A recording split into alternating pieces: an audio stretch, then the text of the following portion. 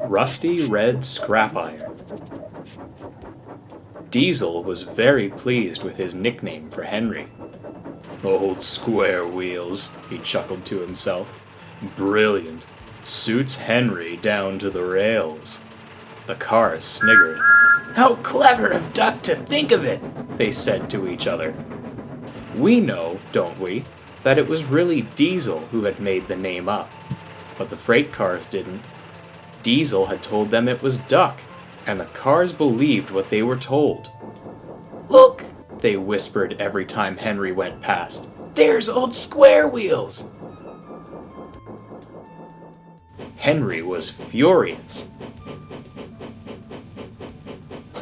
Everyone knew that James disliked Diesels, so it was a surprise when Diesel and James got on well together. James showed Diesel where things were in the yard,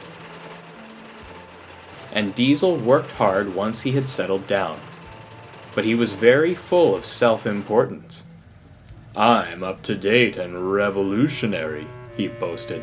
I'll soon get this yard working smoothly. The freight cars hadn't really liked Diesel to start with, and when he began to order them about, they liked him even less. But, being cars, they were sly and didn't show it. Keep on the right side of him, they whispered to each other. We'll get our own back one day. One morning, James asked Diesel to get some cars ready for him. I need the vans from the far side of the yard, he told Diesel. But Diesel, full of himself and not listening properly, thought James said, leave the vans on the far side of the yard. So Diesel took no notice of those vans.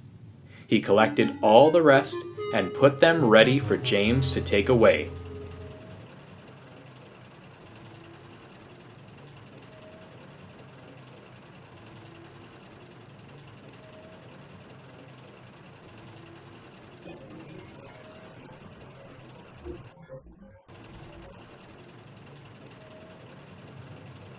When James arrived, he found, of course, that he had the wrong train.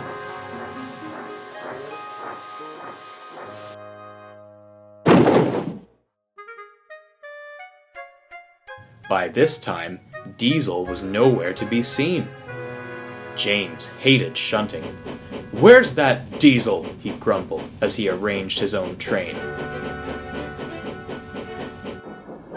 Off somewhere being revolutionary, I suppose. Wait till I see him. I'll give him revolution. But the delay with the vans made James so late that he could not get back to the shed that night. This made him even crosser.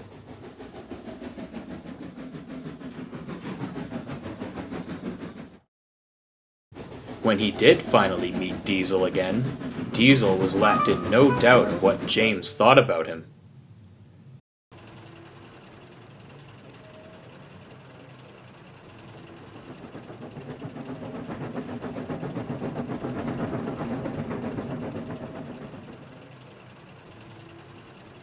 Diesel slunk away, growling crossly to himself.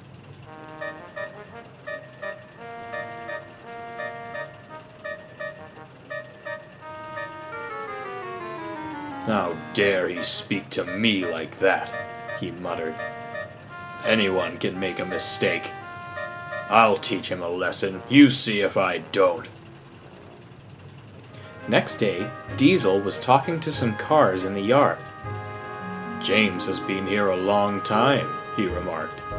He must be very old. Not as old as Edward and Thomas, replied the freight cars. Thomas was here first to help build the railway, but Edward is older. The other engines used to tease him about it, but he proved them wrong. How? Asked Diesel. It was before even I came, said one old freight car slowly. But the way I heard it was that one day James ran away. Just trundled off down the line without his driver and fireman. Goodness gracious, Diesel exclaimed. What happened? The car paused. Well, he went on, Edward was nearby. An inspector got a cable and rode on Edward's buffer beam until Edward caught James up. Running on the other line, you see. Then he dropped a loop of cable over James's buffer. They slowed James down with Edward's brakes so that the firemen could get into James's cab and stop him. They didn't tease Edward after that. Quite right, said Diesel. I bet James felt silly. It's funny, isn't it? He went on. If James stood out in the rain for a bit, he'd soon be just the color he is, red with rust. The freight cars sniggered. Suddenly, Diesel had an idea. He growled away, looking thoughtful.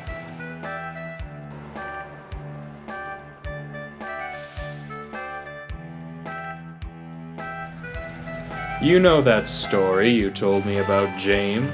He said when he saw the freight cars again.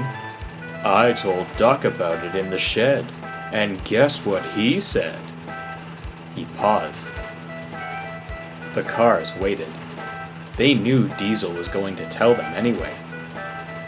Duck said, Diesel went on impressively, it was no wonder that Edward caught up with him, because James is only rusty red scrap iron. Wasn't that rude?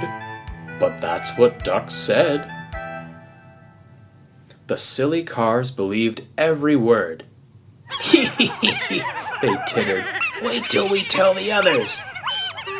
The story went round quickly, and when James came to the yard, the freight cars laughed rudely at him. Here's old scrap iron, they chortled. Look at him, just a heap of rusty red scrap iron. James soon found out why. His feelings can be imagined. That Duck, he hissed furiously. Just let him wait.